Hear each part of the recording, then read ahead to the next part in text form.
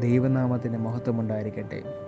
മാർത്തോമ യുവജന സഖ്യം കൊല്ലം സെൻറ്ററിൻ്റെ ആഭിമുഖ്യത്തിൽ നടത്തുന്ന ക്രിസ്മസ് ടോക്സിൻ്റെ 16-ാം ദിവസത്തേക്ക് ഏവർക്കും സ്വാഗതം. വിശുദ്ധ പൗലോസ് ലീഹ എബ്രായർക്ക് എഴുതിയ ലേഖനം 2-ാം അധ്യായം അതിൻ്റെ 9-10 വാക്യങ്ങളിൽ ഇപ്രകാരം പറയുന്നു: എങ്കിലും ദൈവകൃപയാൽ എല്ലാവർക്കും വേണ്ടി മരണം ആസ്വദിപ്പാൻ ദൂതന്മാരിലും അല്പം ഒരു താഴ്ച വന്നവനായ യേശു മരണം അനുഭവിച്ചതുകൊണ്ട് അവനെ മഹത്വവും ബഹുമാനവും അണിഞ്ഞവനായി നാം കാണുന്നു.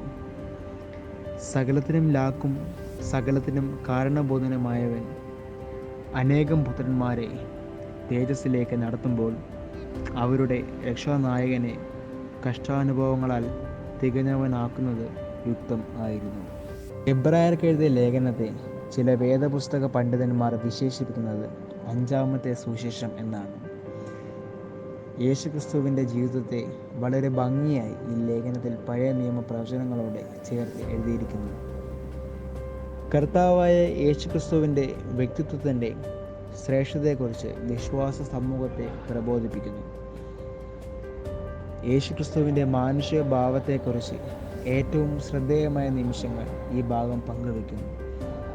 യേശുക്രിസ്തു മനുഷ്യനായി ഈ ഭൂമിയിൽ പിറന്നതിൻ്റെ വലിയ സന്തോഷം ക്രിസ്തു മനസ്സിൽ നാം പങ്കുകൊള്ളുമ്പോൾ എന്താണ് ഈ വാക്യങ്ങൾ നമ്മളോട് സംവേദിക്കുന്നത്? പ്രതിസന്ധികളിൽ ഉയർന്നു വരുന്നവരുടെ ആഘോഷമാണ് ക്രിസ്മസ്.